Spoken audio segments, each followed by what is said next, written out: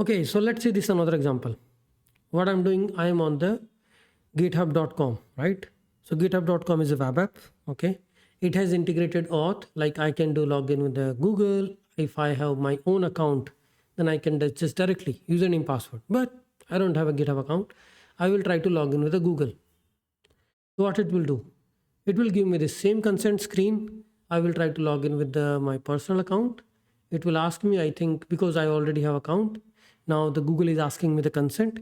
So when you say continue, this Google authorization server will give me the auth code, and this web app will exchange the access token with the auth code. Now,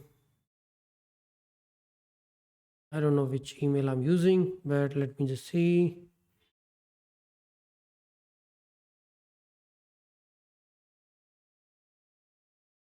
Link account. Oh, it is asking some again two-factor authentication, because that two-factor authentication is enabled. And I don't have my phone nearby, so I will just cancel this for now. But this is how it happens. When you say continue, it will send a code, you will exchange the access token, and after that you actually give consent to the Google. But Google has given access token, and I have created my account on the GitHub web app.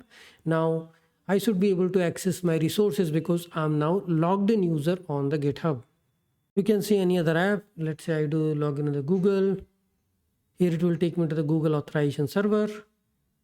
I already have a Google account, so I will say continue. It will redirect me to the man app because I am already signed in. And I'm able to access my account, right? So similar kind of platform exists. What this application has done, this application which I'm accessing, they have configured the social login using auth flow. For that, you need to go to the Google Developer Console, GitHub Developer Console, create the access keys and secret key, so that the Google and GitHub allows your application, so that your application users can use the Google and GitHub account to enter or to log into your application. Now, another important thing is, because when you talk about auth in depth, there are different flows, because there can be authentication, auth using machine to machine, simple authorization, code grant flow, password grant, implicit grant. These are the four flows, authorization flows which exist with auth. Okay, we will talk about one by one. Like when you have a web or mobile login, then you can just use the PKC because it enables the extra security.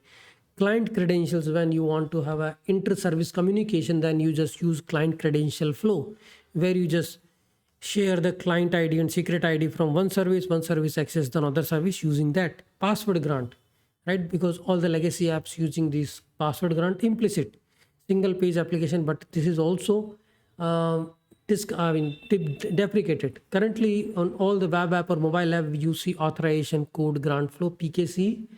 This is the flow which we will talk about. So when you talk about Auth 2.0, these are the 4 different flows which exist in Auth, and you might end up using one of it.